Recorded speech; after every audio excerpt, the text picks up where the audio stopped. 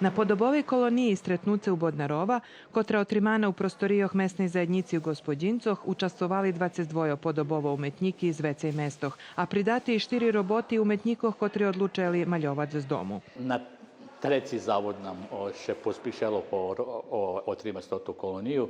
Видите, že sme nie u standardnim prostore u školi, nego sme u galeriji.